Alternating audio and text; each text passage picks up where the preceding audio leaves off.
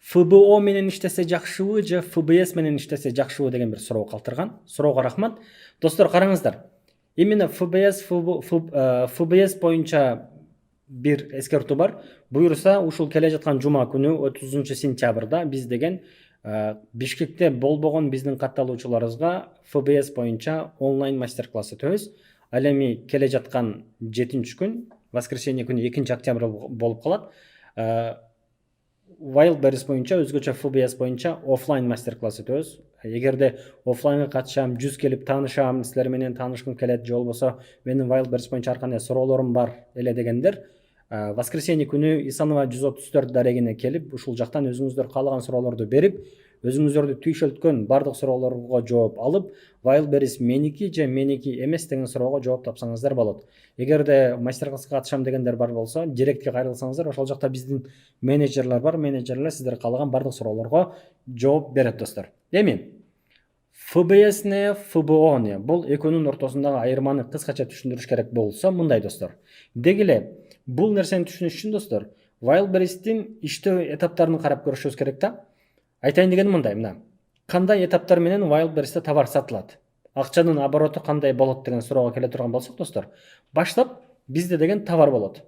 Бул товарды биз Wildberries'тин өзгөчө Россиядагы складтарына жөнөтөбүз. Карго аркылуу, fulfillment аркылуу, эми ал детальдарына кирип азыр башыңыздарды айландыргым келбейт. Бирок общая картинаны көрүш үчүн айтып атам. Товар тандадыңыздар, товарды алдыңыздар, даярдадыңыздар, Wildberries'тин складына жөнөтөсүздөр. Бул товар Wildberries'тин складынан чыккандан кийин сайтта пайда болот. Баасы канча, бул товар эмне товар, кандай описаниясы бар, кандай өзгөчөлүктөрү бар, бардыгы деген сайтта пайда болот. Сайтта пайда болгон бул товарга эгерде заказ түшө турган болсо, Wildberries бул товарды деген доставка кылып берет. Товар клиентке жетип доставка болгондон кийин бул товардын оплатасы алынат, акчасы алынат. Андан кийин бул акчаны деген Wildberries өзүнүн комиссиясын, хранениясын, логистикасын иш кылып, өзүнүн ала турганын алып калгандан кийин калган сумманы сиздерге кайра которуп коет. Ушинтип товар менен акча айлана берет.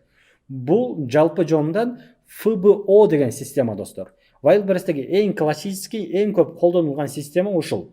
Товарды алдыңыздар, складка жөнөттүңүздөр, складта товар киргенден кийин, складтын сотрудниктери принимать эткенден кийин сайтка чыкты, сайтка чыккандан кийин сатыла баштады деген сөз. Товарыңыздарга заказ түшкөндө клиентке жеткирип берет, клиент акчасын берет, ал акчаны Wildberries алат дагы өзүнүн комиссиясын алып калып туруп, акчаны кайра сиздердин расчетный шотуңуздарга же болбосо банк эсебиңиздерге которуп коет. Бирок бул ФБО дегени. ФБО дегени fulfillment by operator деп коет. Ошол оператор катары бул жерде ким бар? Wildberries бар. Бардык операционный иштерди Wildberries аткарат деген сөз. Ал эми ФБС деген эмне, достор? ФБС деген жанакы эле процесстердин бардыгы болот. Бирок бир эле айырма, склад катары Wildberries'тин складын колдонбойсуздар. Получается, товарыңыздарды Wildberries'тин складына жөнөтпөйсүздөр дагы, өзүңүздөрдүн эле складыңыздарда же өзүңүздөрдүн эле үйүңүздөрдө, жаныңыздарда товар болуп турат. Качан гана товарга заказ түшкөндө бул товарды деген Wildberries'тин складына жеткирип бересиздер, калган этаптын баары ошо бойдон эле кетет. Бишкектин жагдайында айтыш керек болсо, эгерде товарга заказ түшө турган болсо, бул товарды сиздер эмне кыласыздар? Анкара көчөсүндөгү Wildberries'тин ФБС складына алып барып берсеңиздер, ал жер деген сиздердин товарыңыздарды дальше клиентке жеткирип берет. Клиент товарды алып калып оплатасын бере турган болсо, бул түшкөн акчадан өзүнүн комиссиясын алып калат дагы, калган бөлүгүнү кайра сиздердин банк эсебиңиздерге которуп коет. Бул системаны түшүнгөн болсок, мына ФБС fulfillment by seller, бул жердеги сыны склад деп түшүнө алсаңыздар да болот. ФБС деген өзүңүздөрдүн складыңыздарда товар турат. ФБО болсо Wildberries'тин складында турат. Бул эки системанын ортосундагы айырмачылыктарды, плюстарды, минустарды эсептеп келсем, толгон токой плюстары, минустары болушу мүмкүн. Бирок жалпы жондан кандай плюс минустары бул жерде кыскача карай турган болсок, достор, ФБС'те эгерде склад өзүңүздөрдөн боло турган болсо, бул системаны азыраак бюджет менен баштасаңыздар болот. Неге? Анткени даже бул жерде, достор, товар өзүңүздөрдө жок, бирок сиздер жакшы тааныган бирөө жарымда деле товар бар боло турган болсо, анда бул товарды кудум эле сиздерде бар сыяктуу сүрөткө тартып Wildberries'ке чыгарып койсоңуздар, заказ түшкөндө ошол таанышыңыздардан, ошол сиз билген адамдан товарды алып туруп, Wildberries'тин складына киргизип берсеңиздер, ал дальше алып кетет. Получается, сиздер деген бул жерде почти без вложения бизнес баштасаңыздар болот деген сөз. ФБОда бола турган болсо товарды Wildberries складынан киргизип берем десеңиздер, анда деген көбүрөөк акча керек болот. Неге? Анткени бир кийинки суроолордо дагы бир аз талкуулайбыз. Wildberries деген шарттар татаалдашып баратат. Деги эле Wildberries'де более менее жакшы продажа болуш үчүн, бир товарды жакшы тест кылып көрүш үчүн бир товардан бир 100, 200, 300 штук киргизишиңиздер керек. Айталы бир көйнөк менен кирем деп жатасыздар. Бул көйнөктүн бир штугунун себестоимости $1000, $10 боло турган болсо, 100 штук көйнөк киргизе турган болсоңуздар, бул $1000 болот. Фотосессиясы, упаковкасы, отправкасы, логистикасы тиги бу болуп атты, бул деген $1500 тегереги болуп калышы мүмкүн. Сиздер бир штук көйнөктү киргизем деп атып, бир штук дегенде бир модель көйнөктү киргизем деп жатып достор, $1500 вложение кылышыңыздар керек. Бирок ФБС'те андай эмес. Дордойго урган бойдон барып, ал жактан деген адамгерчиликтүү жакшы адамдарды таап, алардын товарларын сүрөткө тартып, анан бул сүрөттөрдү деген Wildberries'ке чыгарып туруп, ал жактан бул товар менде бар, эгер заказ бере турган болсоңор, мен силерге бул товарды жөнөтүп коем десеңиздер болот. Бул биринчи айырма достор. Аз бюджет, көп бюджет. Экинчиси, ФБС'тин бир минусу ФБОга салыштырмалуу, доставка көп убакыт алат.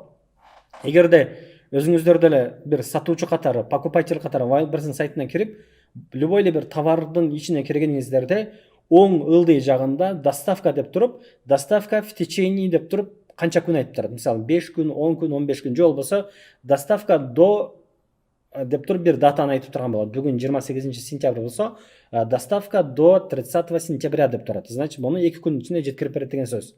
Эгерде сиздерде деген товарыңыздар ФБС менен өзүңүздөрдүн складыңыздардан жөнөтө турган система менен боло турган болсо, товарыңыздар салыштырмалуу көп убакыттын ичинде жетет. Неге? Анткени ФБС системасы менен товарыңыздарга заказ түшкөндөн кийин 48 сааттын ичинде тиги Wildberries'in складынан жеткирип бересиздер. Бул 2 күн деген сөз. Отправка болунча дагы 1-2 күн өтүп кетиши мүмкүн. Пока клиентке жеткенге чейин дагы бир 1 жума 2 жума өтүп кетиши мүмкүн. Өзгөчө Кыргызстандан бул товар бара турган болсо, туурабы? Бирок эгерде бул товар Wildberries'in өзүнүн складында турса, хоть бул товардан түнкү саат 3-тө түшөбү, таңкы саат 5-те заказ түшөбү, автоматикалык түрдө бул товарды Wildberries'in сотрудниктери деген логистикага берет, логистика сразу алып кетет. Мындайча айтканда, убакыт, оперативность аябай бат. Ушул жактан карап көргөндө достор, ФБС'тин бир чоң минусу бар. Мисалы дейли, продавец катары эмес, покупатель катары, сатып алуучу катары өзүңүздөрдү элестетип көрсөңүздөр, вроде как эки бири-бирине окшош эле футболка турат. Бул футболкалардын бирөөсү доставкасы 2 күндө деп турат, бирөөсү деген 15 күндө деп турат. Сиздер бир футболкага заказ берип коюп 15 күн күткүңүздөр келбейби? Скорее всего, күткүңүз келбейт, туурабы? Өзгөчө азыр аябай шашып калган дүйнөдөбүз, аябай шашып жашаган дүйнөдөбүз. Көпчүлүгүбүз көп убакыт күткүбүз келбейт. Жыйынтыгында деген бизге деген даже сапаты бир аз начарыраак болсо, сапаты го балким таасир этиши мүмкүн, бирок мисалы 50 сом, 100 сом кымбатыраак болсо деле сиздерге 2 жумада келген товардан көрө 2 күндө келген товар дагы маанилүүрөөк, так что 2 күндө жете турган товарды тандайсыздар. Жыйынтыгында эмне болот достор? ФБС менен иштегенде конверсия деп коет. Ошол адамдардын сиздерден товарды сатып алуу ыктымалдуулугу бир аз түшүшү мүмкүн. Мен бул жерде плюстар менен минустарын айтам. Сиздер деген өзүңүздөр жагдайга жараша өлчөп көрүп, кайсы тараза оор басса, ошону деген өзүңүздөргө тандасаңыздар болот деген сөз. Бир кийинки айырма достор, ФБС менен көп ассортимент кылсаңыздар болот. Бирок ФБО менен ошондой кылам десеңиздер, көп ассортимент кылам десеңиздер, көп акча керек. Кандайча? Жогоруда дагы биринчи пунктта айтылган маселе, тааныш билиштериңиздерден же болбосо дордойго барып бирөөлөр менен чындап, эгер нетворкинг жөндөмдүүлүгүңүздөр жакшы болсо, ошол жактан эле бирөөгө мен алдап кете турган адам эмесмин, мага деген товар керек деп туруп, толтура товарды сүрөткө тартып, магазиниңиздерди деген толтура товар менен толтуруп койсоңуздар болот ФБС системасында. Бирок ушул эле нерсени ФБО менен кылам десеңиздер, анда товарды деген Wildberries'in складынан жеткирип беришиңиздер керек. Ар бир товарды запускать эткенге $500 $1500 чейин акча кете турганын приблизительно эстей турган болсок, анда деген 10 түрдүү товарга бизге балким $10,000, балким $15,000 вложение кылышыбыз керек болот. Бирок ФБС менен иштей турган болгонубузда, в принципе деген жок эле акчага биз 100-200 товарды эле киргизип салсак болот. Итак эле Кудайым буйрса, могу пятница күнү онлайн воскресенье күнү офлайн мастер класс болгондо бул ишти 5 айдан бери, почти жарым жылдан бери кылып жүргөн практик бир жигит бар. Ал жигит өзү көптөн бери ушул ишти кылып жүрөт. 2 аккаунтум бар дейт. 2 аккаунттун ичинде 120га жакын товар бар дейт. Bir магазинде 50 ассортимент бар, бирөөсүндө деген 70 ассортимент бар дейт. Сырттан караган адамга баягы болуп кеткен дегендей эле көрүнүш, бирок на самом деле бул товарлардын дээрлик эч бирөөсү бул жигиттин колунда жок. Дордойдо бар же тааныштарында бар. Көп ассортимент менен чыкса болот дегеним ушул достор. Анын жанында ФБС менен ФБОнун ортосундагы эң чоң айырмалардын бирөөсү, ФБСте эгерде товар сиздердин колуңуздарда бар болсо, муну деген остатоктарды ручной өзүңүздөр текшерип турушуңуздар керек. Айтайын дегеним мындай достор, айталы, сиздер деген ФБО менен 100 штук товарды Wildberries'ке жөнөтсөңүздөр, мисалы эле 100 штук футболка жөнөттүңүздөр. Бул жерде 4 размер бар. Бул 100 штук товар складка киргенден кийин Wildberries'тин базасына кирип калат. Жыйынтыгында эмне болот? Жыйынтыгында товарыңыздар өткөн сайын, кайсы размер, кайсы расцветкасы өткөн сайын Wildberries'тин базасында бул товар болгон үчүн автоматикалык түрдө кайсы размерден канча штук калганын автоматикалык түрдө Wildberries эсептеп турат. Качан гана кайсы бир товарыңыздар калбай калса, автоматикалык түрдө Wildberries'те бул товар жок деп айтылат. Эмне болот достор? Жаңы бир покупатель кирип бул товарды заказ берем десе, бул размер жок десе, бул жок экен деп кетип калат. Бирок ФБОдо, так как товар сиздердин, ФБСте кечиресиздер, так как сиздердин товарыңыздар өзүңүздөрдүн складыңыздарда турат, Wildberries сиздердин складыңыздарда канча товар бар экендигин биле албайт. Ошондуктан өзүңүздөр ручной менде кайсыл товардан канча калды текшерип турушуңуздар керек. Эгер муну текшербесеңиздер эмне болот? Текшербесеңиздер мындай бир проблема чыгат. Кардар кирди, сиздерде бир товар бар деп турат, заказ берди, бирок на самом деле ал товар сиздердин колуңуздарда жок. Анда деген Wildberries сиздерге штраф салат. Товарыңыздардын стоимостунун 35%-ин салат. Айталы, товарыңыздар 1000 сом болсо, Wildberries'ке 350 сом штраф төлөп бересиздер. Сатып алуучунун көз карашы, сатуучунун көз карашы менен бул эмне болгон балекет, эмнеге биз штраф төлөшүбүз керек дешиңиздер мүмкүн.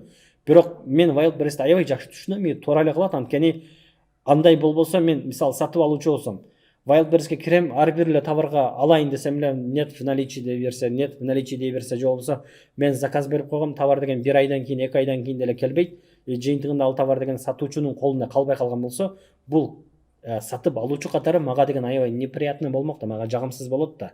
Ушул өңүттөн караганда достор, бул чечим туура эле чечим.